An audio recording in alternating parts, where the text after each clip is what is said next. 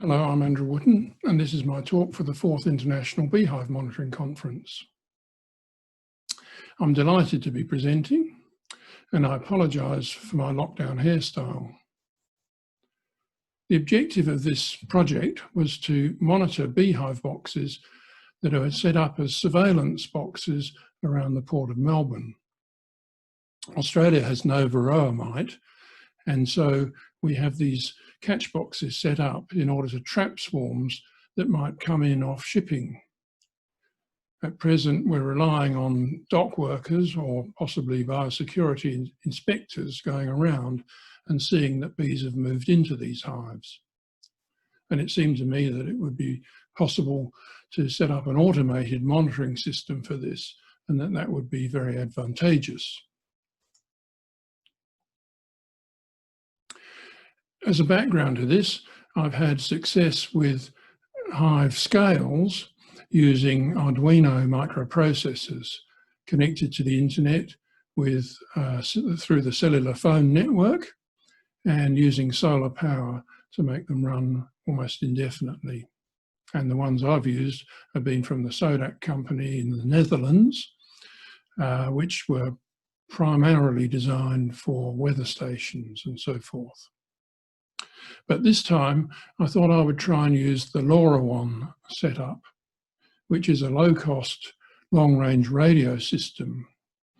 And this alternative communication system might perhaps save some money, as it eliminates the need for a solar panel and a LiPo battery. And it should, in theory, reduce the cost of these devices from about $100 to about $50. And these devices seem to have long battery life. The sensors I used were ultrasonic and infrared distance measurers. The ultrasonic sensor works as a reversing sensor in the back of your car, and it sends out a chirp of ultrasound which bounces off a solid surface, and it measures the time for that to be reflected back. An infrared distance measurer works in a similar way, only this time it sends out infrared light and measures how much of it is reflected. In the end, I decided to use the ultrasonic sensors because I thought they might be more robust in the field, with less likelihood of being interfered with by spiders' webs and so on, and dust. And those sensors typically cost about $3 each, so they're very affordable. Here's the principle then of how it works.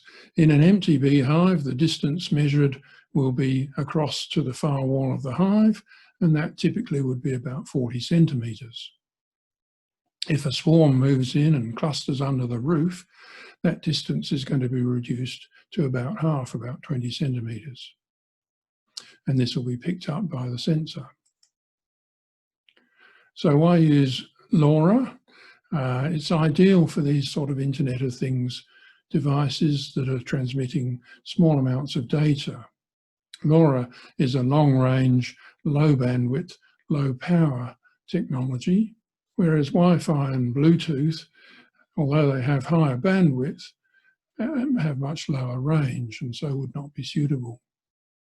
The cell phone network has a long range, of course, and it has high bandwidth, but its power requirements are much higher, and therefore the battery life would be much diminished. So the LoRa system is ideal for the Internet of Things. And here's how the system works. I apologise to those in the audience for whom this is familiar, but in my experience, many beekeepers have not really come across the LoRa system. On the left there is a sensor that's transmitting through the long-range radio to one of any number of gateways that will pick it up as long as they're within range. They then relay the signal to a network server through either Wi-Fi or the Ethernet connection, or possibly a cell phone connection, or even indeed a satellite modem. And so the signal gets to into the cloud, into the network, and that server then refers on the data to an application server that handles it. In my case, I'm using the Things network. This is an open source network of gateways with the underlying infrastructure and applications to handle the data. And I store the data in an application called ThingSpeak afterwards, because once again, this is a free service, and it also provides us with the possibility of triggering an alert by various methods, so tweets and emails, or indeed allows us to send a message to a mobile phone by short message signal. If there isn't a gateway within range, one can set one up oneself. And this is my indoor gateway. They cost about $100, and they're rather like a Wi-Fi router. And so all they need is power and an internet connection so that they can refer on the data. Here are various pictures of my prototype builds. The top left one on the breadboard there shows the microprocessor and the ultrasonic sensor. And it also shows that there's a transistor in the circuit. I had to include that because I discovered that the ultrasonic sensor continued to draw power even when the microprocessor was asleep. And so to get long battery life, I put in a switching circuit that switched off the power to the sensor when the computer was asleep. In the middle there is a picture of the Rocket Scream LoRa board. This is a very good implementation, comes from Malaysia, and it has very low power microamp requirements, and so should provide battery life in the region of 1 to 2 years. And in the lower picture there, you can see the case set up with the aerial attached, and this has been put into a beehive roof. So I wanted to test the system with bees, and as a consequence, one of my long-suffering colonies got shaken out in front of a hive with a sensor in it, and you can see that in the photo. And as the bees moved into the hive, we saw the distance change. So at the bottom there in green, you can see the distance being measured in the default empty position of 40 centimetres, and the trigger was false. And then 2 minutes later, the bees have moved in and clustered inside the hive, and the distance measured has fallen to 23 centimetres, and the trigger has become true because that trigger was set at less than 30 centimetres. In fact, you can send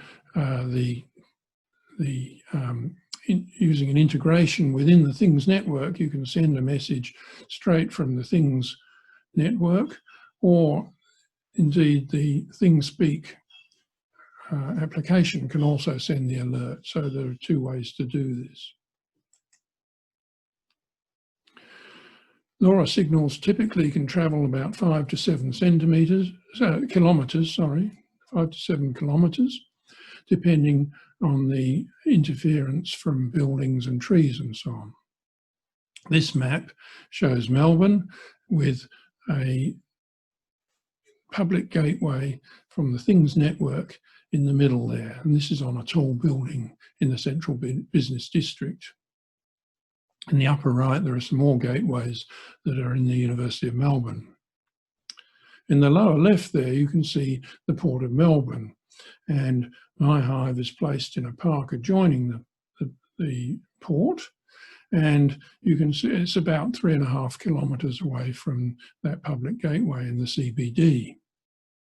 And you can see from those red dots that successful transmissions were being made from the sensor to the gateway. Unfortunately, however, I found that this system wasn't particularly reliable in this particular location. I think that's because the hives was surrounded by tall trees, and so the signal would drop out intermittently. After trying some bigger aerials, external aerials, I decided I couldn't get the sort of consistent results that I needed, And so I abandoned the LoRa system for the time being in this particular location and reverted to my tried and trusted cellular network solution. And you can see the picture there shows a Soto microprocessor with a 3G modem and a SIM card in it, and this works well. So I reconfigured it, and you can see that there on the left with the solar panel. And I find that the solar panel generates enough energy in our climate to run the system indefinitely. And it's very cost effective. The SIM cards cost $5, and in fact they don't require any data for the small transmissions that they make. Here's a test system I had running for several months, and you can see that the distance measured was consistently at about 40 centimetres, and then all of a sudden it dropped out. What happened here was this bees moving in. Unfortunately not. In this particular case, in my back garden, the beehive box had filled up with water and shorted out the system. So there's a lesson learned. So, summary of the project: the device works well and demonstrates a successful solution for monitoring catch boxes. LoRaWAN can provide an effective communications pathway if there's an appropriate gateway there. Although the site I used had connectivity problems, it remains a distinct possibility to use LoRa, and it's possible to set up a LoRa gateway oneself and connect that through the satellite service if necessary. So if there's no cellular network, you can do it using a LoRa gateway and a satellite modem. Those gateways cost about $100, so they're definitely affordable for this sort of application. My trials indicate satisfactory robustness under field conditions as long as there's drainage in the box. We're now hoping to expand this trial to put these devices into large numbers of catch boxes around Australia's ports. And it should be a solution that will be more widely applicable to beekeepers who set up swarm boxes in order to catch swarms to add the genetics to their own apiaries. So thank you for your attention, and I'd be happy to enter some discussion now.